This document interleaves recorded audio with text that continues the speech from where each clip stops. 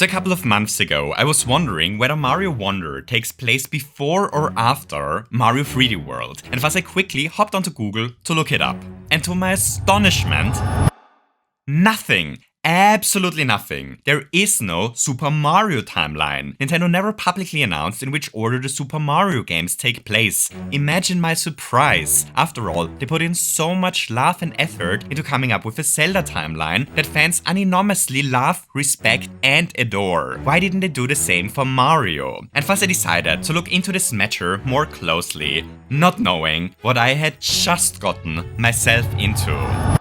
Because I soon realized that there is much more to the lore of Super Mario than Nintendo has officially communicated. The past couple of months, I've been studying hidden messages in seemingly unimportant cutscenes. I've done several close readings of all Mario instruction booklets and studied the history and family tree of the royal Koopa lineage. And what I uncovered blew me away. As a matter of fact, the true story that Nintendo has been telling here all along isn't a story about a plumber being friendzoned by a princess. The true lore of the Mushroom Kingdom is a tragic tale of loss and betrayal, of love and of friendship, and of heroism, but also failure. So in this video, we're going on a journey. We will retrace my attempt to scientifically unravel the history of the Mushroom Kingdom. We'll finally learn the true Mario timeline that Nintendo has been trying to keep secret from us. We'll make educated guesses on who Bowser Jr.'s mother is. But most importantly of all, we'll finally learn the answer to the eternal question of whether Mario 3D World takes place before Mario Wonder or after it. So gentle ladies, gentlemen, and gentle people in general, are you ready? Then let's do this.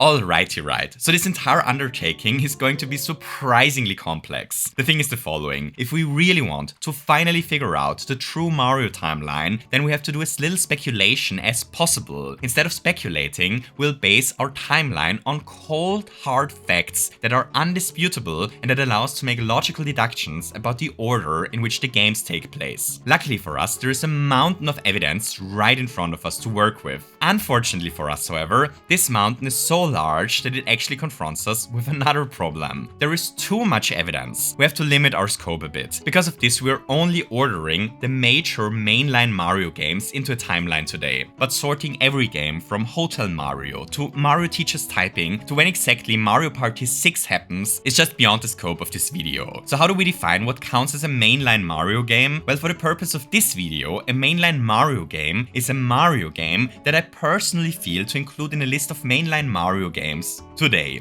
Hooray! So with this, we have an excellent academic basis to work with. What's next?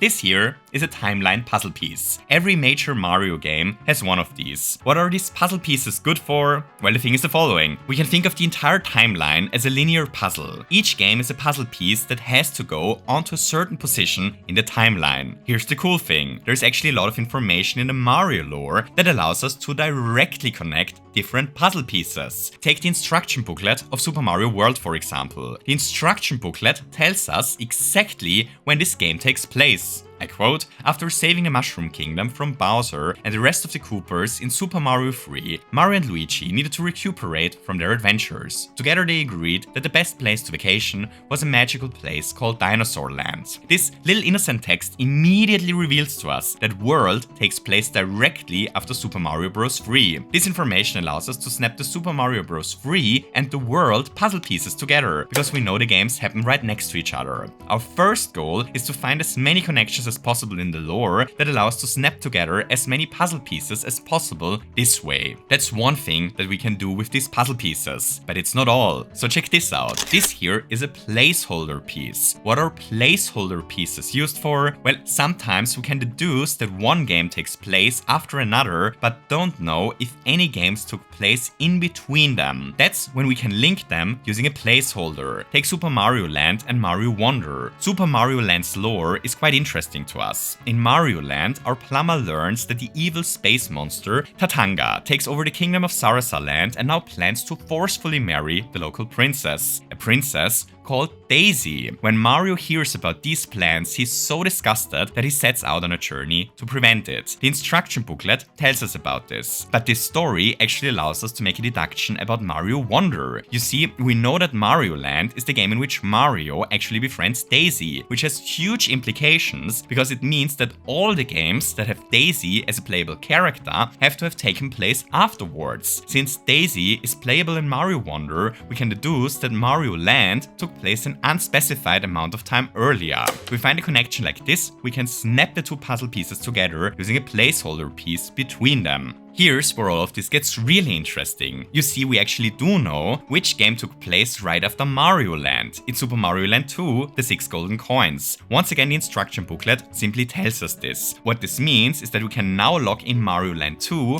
right besides Mario Land. But doing this doesn't remove the placeholder piece. Mario Wonder still has to have taken place after Land, which means that Land 2 has to have taken place before Wonder. This here is the general idea on how we plan to solve the gigantic mystery in front of us. We're going to take a deep dive into the entire lore, looking for evidence that tells us that certain games have to have taken place before or after another one. The more evidence we uncover this way, the clearer the entire picture becomes, until eventually, hopefully, all the games fall in line and we have a logically consistent timeline in front of us. Hooray! Finally, there's one more tool at our disposal. Puzzle tags. As an example, take the ending of Bowser's Fury. The story of Bowser's Fury is that Bowser Jr. accidentally used his magical brush to corrupt his own father, accidentally transforming Bowser into a terrifying creature, Fury Bowser. Shocked by what he had done, Jr. now decides to venture out together with Mario to revert the terrible change that the magical brush had caused.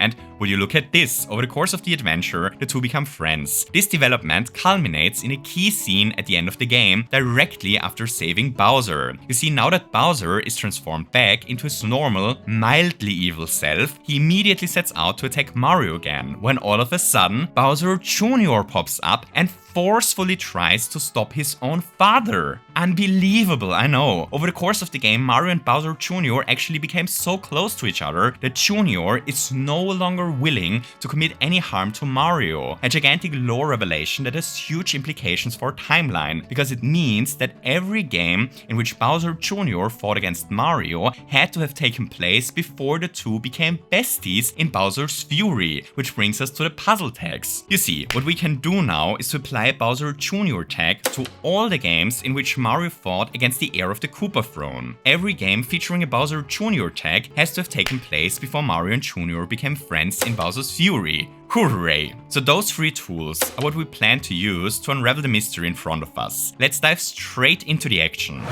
So first, we can immediately deduce that Odyssey has to have taken place at some point after the original Donkey Kong game. Why? Well, because of Pauline. You see, in the post-game of Odyssey, it is actually possible to have a chat with Pauline, in which she tells us that being kidnapped by Donkey Kong was traumatic for her, even though it also helped her grow as a person, confirming that Donkey Kong must have taken place before Odyssey. Next, we can actually lock in the first puzzle piece for good, Yoshi's Island. Yoshi's Island is obviously the very first Mario game in the timeline, for very obvious reasons. Interestingly enough, Yoshi's Island doesn't feature brick blocks, which might be a good moment to talk about brick blocks. You see, in the instruction booklet of Super Mario Bros., we actually learn about a small lore fact that has huge implications if you consider it closely. Let me quote from the booklet. One day, the kingdom of the peaceful mushroom people was invaded by the Koopa, a tribe of turtles famous for their black magic. The quiet, peace-loving mushroom people were turned into mere stones, bricks, and even field horsehair plants, and the Mushroom Kingdom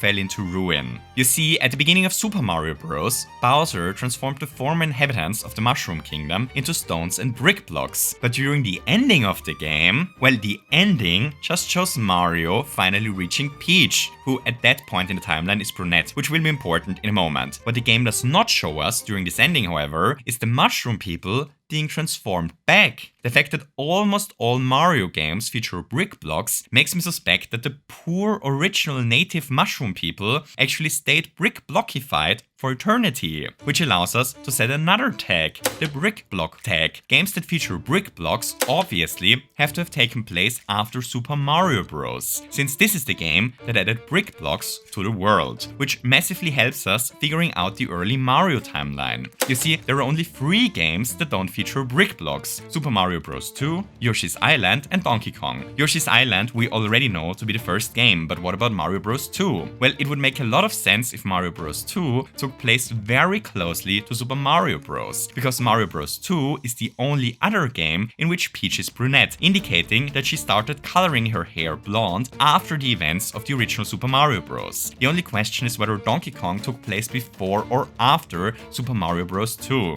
So this here is a bit speculative, but I'm almost certain that Donkey Kong took place before Mario Bros. 2. Why? Well, because of Mario's employment situation and his relationship status. So first, his relationship status. At the end of Donkey Kong, Pauline and Mario actually decide to live together for a happy ever after, at least according to the original marketing material. So nowadays we know that this happy ever after didn't quite work out as planned. Eventually, Mario falls in love with Peach, which is also likely the reason why it didn't work out with Pauline in the first place. Which brings us to the timeline. It makes a lot more sense if Mario first met Peach after the events of Donkey Kong and then head over heels fell in love with the princess, than the other way around, which is why I suspect Donkey Kong to have taken place before Super Mario Bros. 2. It is likely that Mario and Pauline already broke up at that point, at least in my humble opinion. The second reason why I believe Donkey Kong to have taken place before, well, because of Mario's employment situation. Another little piece of evidence on our quest. You see, for most of his career, Mario has worked as a plumber, but not during Donkey Kong. During this game, he actually worked as a carpenter. We can learn about this once again in the original marketing material for the game. It is reasonable to assume that Donkey Kong must have taken place early in his career, because it takes place before Mario decided to change professions. But that is actually not the only thing that we know about Mario's career. You see, shortly before the release of Super Mario Odyssey, Nintendo publicly made a gigantic lore announcement. They announced that with Super Mario Odyssey, Mario is no plumber no more. So right before the events of Mario Odyssey, Mario quit his plumbing job, which raises a question, doesn't it? Why? Why did Mario decide to quit his job at this specific point? What had happened before? And the answer is quite obvious, isn't it? All that we have to do is to take a closer look at the lore. The thing that must have happened right before Mario quit his job is obviously New Super Mario Bros. 2. After all, the final objective in New Super Mario Bros. 2 is it to collect 1 million coins. At the end of New Super Mario Bros. 2, Mario is a millionaire. Of course he quit his day job right after. Who wants to work as a plumber if your money could be working for you instead? So that's a quick tangent, but the fact that Mario just became a millionaire right before Mario Odyssey also has quite interesting implications on something else. Mario meeting Pauline in that game. You see, Mario meets his ex-girlfriend here again. The two haven't seen each other for ages, likely since Mario dropped her for Peach, and now they meet again, right at the time that he became a millionaire, while Pauline's city is plastered with posters inviting everyone to the wedding of Bowser with Peach. It doesn't take a genius to figure out how Pauline is feeling about this reunion, does it? Just take a closer look at the lyrics of Jump Up Superstar, the song she's singing for Mario. It's freedom like you never knew. Say the word, I'll be there in a flash. Spin the wheel, take a chance. Every journey starts a new romance. Like, come on, don't fear, don't shed a tear, cause I'll be your one-up girl. Like, just pay attention. She's obviously trying to get Mario back, because Peach is about to marry someone else and Mario is rich now. But back to the timeline. The fact that Mario becomes a millionaire at the end of New Super Mario Bros. 2 actually tells us another thing. The fact that Mario Land 2 takes place after New Super Mario Bros. 2. Why? Well, because in Super Mario Land 2, Wario takes over Mario's private island while he was away. So look, plumbing is a solid profession. You can certainly get exceedingly wealthy in this field of career, but plumbing doesn't pay private island kind of money. If you want to buy a private island for yourself, you need millions to your name. Since Mario owns a private island at the beginning of Mario Land 2, we can safely assume that it must take place after New Super Mario Bros. 2, the game he left as a millionaire. What else can we easily deduce? Well, first, we can immediately solve the riddle of when Super Mario Bros. The Lost Levels takes place. The Lost Levels takes place at the same time as Super Mario Bros. Bros. In a parallel universe. At least that's the official messaging from Nintendo, introducing the concept of parallel universes to the Mario lore and raising a couple of rather interesting questions about string theory that are sadly beyond the scope of this video. Next, let's talk about the Acorn Storm. So what is the Acorn Storm, I hear you ask? Well, the Acorn Storm is a monumentally important event in Super Mario lore. You see, at the beginning of Super Mario 3D Land, something very interesting happens. A devastating storm is ravaging the Mushroom Kingdom. A storm that hits the area around the castle with such a force that the gigantic acorn tree in front of the castle loses all its acorn leaves. Why is this storm so important? Well, because it is heavily implied by the game that this event is the event that spread the acorn leaves all over the Mushroom Kingdom. What this means is that all games that feature acorn leaves must have taken place after the big acorn storm of 3D Land. With this we can set an acorn tag on all games that feature the acorn leaf. Every game with this tag must have taken place after 3D Land. Since Super Mario Bros. 3 features the acorn leaf as well, 3D Land must have taken place before it. But since 3D Land features brick blocks, it must have happened after the original Super Mario Bros., further allowing us to sort the lore.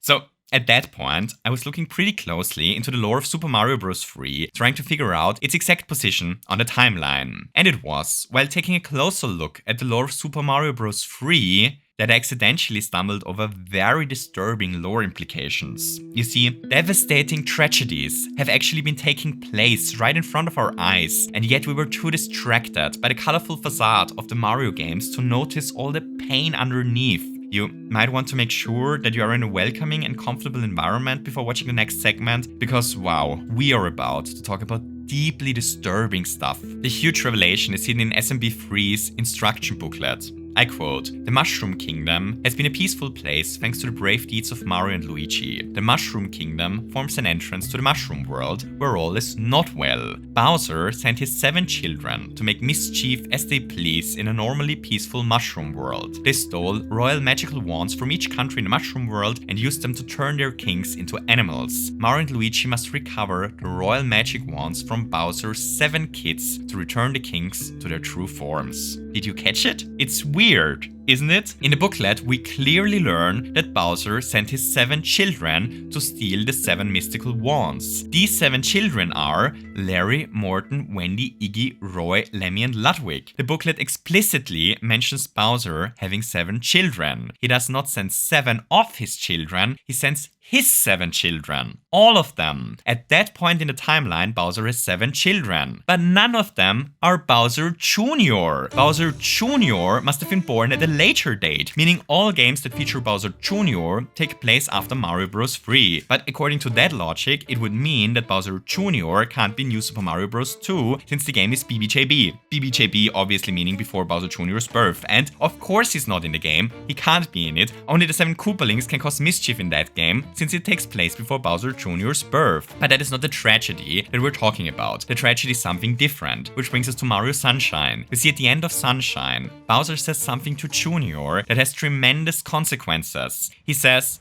"Well put, my son. The royal Koopa line is as strong as ever." So most Mario historians glimpse over this little line without spending much time thinking about it, but not us. You see, what Bowser is actually talking about here is not rooted in the events of Sunshine, but in a traumatic incident that took place right before. Do you see where this is headed? Bowser Jr. is famously the heir to the Koopa throne. Bowser just stated this here again in Sunshine. But Bowser Jr. is also the youngest of Bowser's children. If Bowser Jr. is to inherit the Koopa throne after Bowser's death, then that means that Bowser Jr.'s siblings, the 7 Koopalings, must have died at some point before Sunshine. At least Larry, Morton, Iggy, Roy, Lemmy, and Ludwig died at some point before, with Wendy's fate being unknown. Why is Wendy's fate unknown? Well, because my own research seems to indicate that the Mushroom Kingdom is an agnatic primogeniture, meaning only male heirs can take the throne. So theoretically, Bowser Jr. could be the heir to the throne, even if Wendy were still alive, since she can't inherit the crown to begin with. So Wendy might still be alive, but at least the other 6 heirs to the Koopa Koopa throne have died at some point before Sunshine. What killed the 6 heirs? Well, honestly, that's historically not settled. Maybe their little airship crashed. It never looked that safe to me to begin with. It could have been a sudden outburst of the turtle plague. Maybe a Mario Kart accident. Maybe Mario himself had something to do with it. Though in all honesty, my money is on Bowser Jr. I'll explain why a bit later. When Bowser says that the Royal Koopa lineage is as strong as ever, at the end of Sunshine, he is ensuring himself that at least the Koopa lineage won't perish alongside himself. He's coping with the death of at least 6 of his children here. So as sad as all of this is, it actually has huge implications for timeline research, because it allows us to divide the entire timeline in 3 separate spaces. Here's the thing. Thanks to Mario Bros. 3's booklet, we know that Bowser Jr. did not exist at every point in the timeline. Thus, no games with Bowser Jr. can take place BBJB. Thanks to Sunshine, we know that Bowser Jr. at some point becomes the heir of the Koopa throne, meaning that at some point the 6 heirs of the Koopa throne must have died. We're going to call this event the death of the 6 heirs. Thus, all games that feature Junior alongside the Koopalings necessarily must have taken place in the era in between these 2 games. We're going to call this era the golden era of the Royal Koopa lineage. It is theoretically possible that a game only features Bowser Jr. or only the Koopalings during that time, but it is impossible for Bowser Jr. to be in any game before this era and for the Koopalings to appear in any game afterwards. Alright, so if we apply all of this to our timeline, then, well, would you look at this? Slowly we're figuring things out. We already have a pretty good idea of what happened BBJB. However, we're still a bit in the dark when it comes to the golden era of the Royal Koopa lineage. So let's focus on this era for a bit. So first, Mario Wonder. You see, for the longest time I had trouble figuring out when exactly Mario Wonder takes place. The narrative of the game is just so timeless and so hard to grasp, it actively fights against historic contextualization. That was until very recently, because recently Nintendo dropped an atomic lore bomb out of nowhere, which completely recontextualizes the events of Mario Wonder. The Meetup in Bella Park DLC trailer. The Meetup in Bella Park DLC trailer changes everything that we thought to know about Mario lore forever. So what is the gigantic new information that Nintendo revealed? Well, that the Koopalings are actually alive during the events of Mario Wonder, of course. This means that Mario Wonder must have taken place during the golden era of the Royal Koopa lineage. But that's not the only thing they revealed, because they also showed us that Rosalina is also part of the DLC. Do you understand the gigantic implications of this? This means that Mario Galaxy must have taken place before Mario Wonder, since the first Galaxy game is obviously the game in which Mario meets Rosalina for the very first time. But it's not just Rosalina that is in Mario Wonder. Nabbit is in that game as well. Why is this important? Well, because Nabbit is also in New Super Mario Bros. U. But in New Super Mario Bros. U, Mario still chases Nabbit. At the beginning of New Super Mario Bros. U,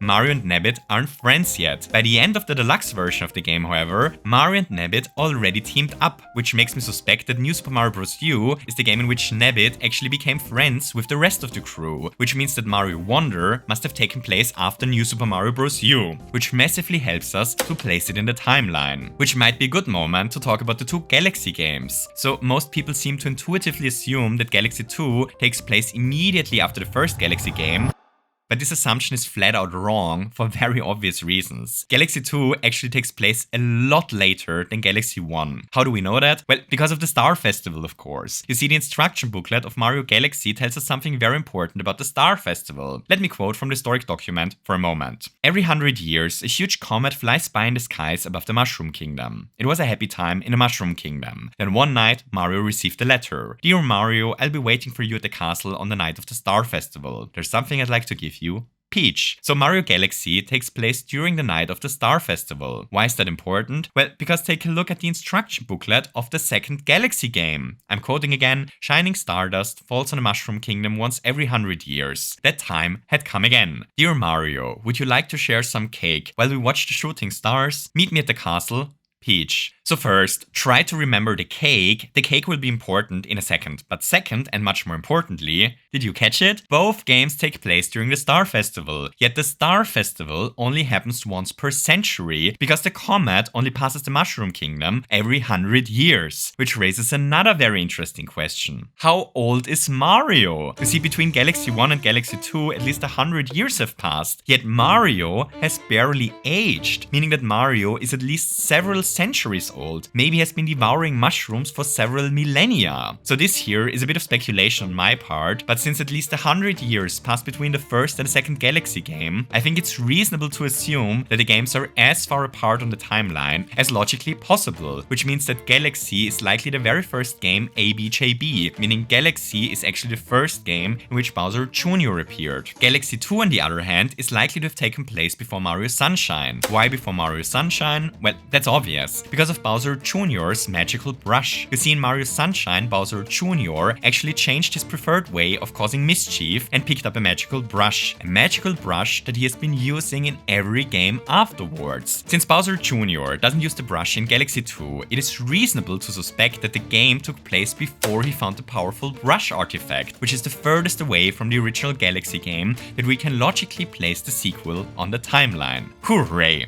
So what about the cake? Well, I'm going to be honest with you here. At that point, the historic evidence becomes a little bit thin. The only games that we haven't placed on the timeline yet are New Super Mario Bros., Mario 64, and New Super Mario Bros. Wii. Sadly, there is very little evidence about when exactly these games take place hidden in them. But there are a couple of small things that give us a rough idea of how things may have happened. Which brings us to the cake. You see, the plot of Galaxy 2 is actually a date gone wrong. Peach invited Mario to eat a cake together, but it wasn't a delicious cake that Mario found when he arrived at the castle, of course. It was a kidnapping. Their cake-eating date fell flat, which brings us to Mario 64. Because at the beginning of Mario 64, Peach invites Mario to her castle to, you guessed it, eat a cake together. Interesting, isn't it? I think it is reasonable to speculate that this invitation was not a new invitation to go on a new cake date, but actually an attempt to have the date that fell flat in Galaxy 2, which would mean that the cake date of Mario 64 takes place directly after the failed cake date that Mario Galaxy 2 turned out to be. Awesome. What about New Super Mario Bros. Wii? Well, that one is hard to know with certainty as well, but I have a suspicion. You see, Mario Bros. Wii and New Super Mario Bros. Wii U are strikingly similar games. They are similar boss fights, similar worlds, a similar structure, they look and play similar. They share many power-ups and boss fights and enemies in general and whatnot. The two games are just so similar to each other that I think it's reasonable to suspect that they're taking place very close to each other. The only question is which game actually happened first. And there is only one logical answer to this question. Mario Wii has to have taken place before Wii U. The reason is once again simple. At the beginning of Mario U, our plumber hits a gigantic acorn tree, distributing countless acorn power-ups all over the Mushroom Kingdom. But these acorn power-ups are nowhere to be seen in the Wii game, pretty much confirming that the hitting of the acorn tree must have happened afterwards. Hooray! And with this, there is only one final game that we have to make sense of: New Super Mario Bros. And wow, New Super Mario Bros. Turned out to be a tough cookie. There's just nothing to work with in that game. All that we can say with absolute certainty is that the game takes place ABJB, but other than that, nothing. So I'm going to be honest here. Trying to figure out what to do with New Super Mario Bros. Almost drove me crazy. New Super Mario Bros. Just eludes every serious attempt of historic contextualization. We're so close to finally figuring out the entire academically irrefutable Super Mario timeline, and yet we can't figure out the final game. And thus I sat there, watching the cutscenes on repeat, closely reading the few precious lines of dialogue present in the game, jumping through the stages over and over again, hoping to find a clue that allows us to make sense of it, when all of a sudden, I realized something. PT Piranha! Of course! Why didn't we think about this earlier? PT Piranha is only in 2 games. PT Piranha only appears in Mario Sunshine and New Super Mario Bros. This seems to suggest that these 2 games took place close to each other during the short time in which Bowser had PT Piranha under contract. Since Bowser Jr. does not yet have his magical brush in New Super Mario Bros., the game necessarily has to have taken place before Sunshine, and this is it. Gentle ladies, gentlemen, and gentle people in general, we actually did it. We managed to unravel the entire truth of the Super Mario timeline. We deduced the only logical order in which the Mario games could have taken place. Hooray! So let's walk through the entire story once again chronologically, and let's see what we can deduce now that we know with certainty how things went down. So Mario's first game is Yoshi's Island, in which Mario is still a toddler. After this adventure, it becomes quiet around our up-and-coming plumber. Given what we know about how aging in the Mushroom Kingdom works, potentially thousands of years go by without any game taking place, while Mario slowly grows up. Mario picks up a career as a carpenter until eventually Donkey Kong happens. After this game, he's in a relationship with Pauline, but eventually breaks up with her when he encounters Princess Peach, who is still wearing her hair in its original brunette color at that time. Together with Peach, Mario survives the events of Super Mario Bros. 2 and defeats the evil ward. And then Bowser makes his first play. He transforms the inhabitants of the Mushroom Kingdom into brick blocks, causing brick blocks to appear in every game afterwards, and kidnaps Princess Peach for the first time. This experience might be the catalyst that causes Peach to start coloring her hair. Eventually, she sends Mario the letter that leads to the events of Super Mario 3D Land. At the beginning of that game, however, a terrible storm scatters acorn leaves all over the Mushroom Kingdom. New power-ups, which promptly appear again in Super Mario Bros. 3. During SMB 3, Bowser has 7 children, the Koopa Links, which he promptly sends to kidnap Princess Peach. This plan fails, however, but that doesn't stop Bowser from trying again in Super Mario World. Here, Bowser and his 7 children once again fail to kidnap Peach for long, thanks to Mario, who is now working as a plumber. This, however, is about to change in New Super Mario Bros. 2, which ends with Mario becoming a millionaire. Since he doesn't have the need to work a day job anymore, Mario quits plumbing, which turns out to happen right before the events of Mario Odyssey. Soon after Princess Peach rejected Mario's proposal on the moon, Mario learns about Tatanga's plan to marry Daisy, the princess of Sarasa Land. At that point in history, Mario has already more than proven that he's the man whenever a princess gets kidnapped, abducted, or falsely imprisoned, and is probably still recovering from Peach's rejection on the moon. Thus he decides to rescue Daisy, who he befriends during the adventure. While he's gone, however, Mario's evil doppelganger, Wario, takes over the private island that Mario bought with the proceeds from New Super Mario Bros. 2, which leads to the events of the 6 golden coins. Around this time, however, something else of great importance happens. Bowser Jr. is born. So Bowser Jr. is born suspiciously soon after the ending of Mario Odyssey, which actually allows us to make an educated guess on who Bowser Jr.'s mother actually is. You see, Bowser obviously had some fun the last days before his supposed wedding on the moon. The only question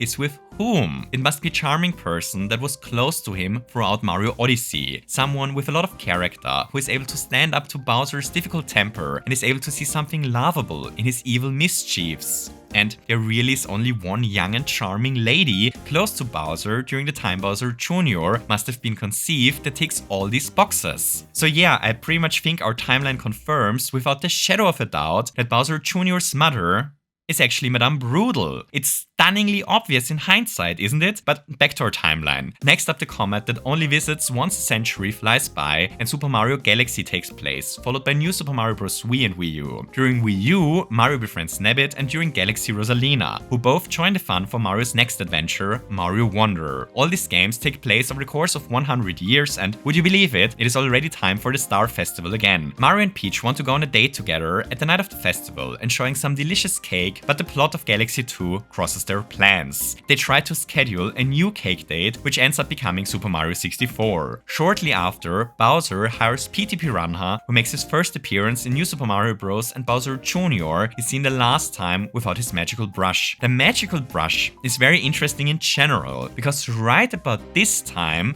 the death of the 6 heirs takes place. So look, I'm not saying that it was Bowser Jr. who killed his siblings using the power of his new, dangerous magical brush to climb the line of succession. I'm just saying that it is rather interesting that Bowser Jr. seems to have picked up an immensely powerful, magical artifact right around the time that his 6 brothers died and his sister disappeared. Next up is Mario Sunshine, which ends with Bowser coming to terms with the loss of his children in the heartwarming scene on the beach. Finally, 3D World and Bowser's Fury take place, over the course of which Bowser Jr. and Mario actually become close friends, marking the end of the rivalry between these two and at least closing this plot thread. Though there are still many dangling questions that potentially allow for a continuation of the story. We still don't know much about the origin of Bowser Jr.'s sibling murdering brush, nor do we know what evil revenge plans Tatanga has been plotting all these centuries long. And here we have it, the entire Super Mario timeline finally sorted into a cohesive and logical sequence that somehow ended up making more sense than the official Zelda timeline that Nintendo put out. Hooray! Before we wrap this up, just 2 more things. So first, a gigantic gigantic thank you to all my wonderful patrons. These wonderful people whose names currently flip by not only regularly get access to small extra videos and bonus scripts, but their generous support is also what makes vital historical research like this one possible in the first place. A huge thank you to them for that. Second,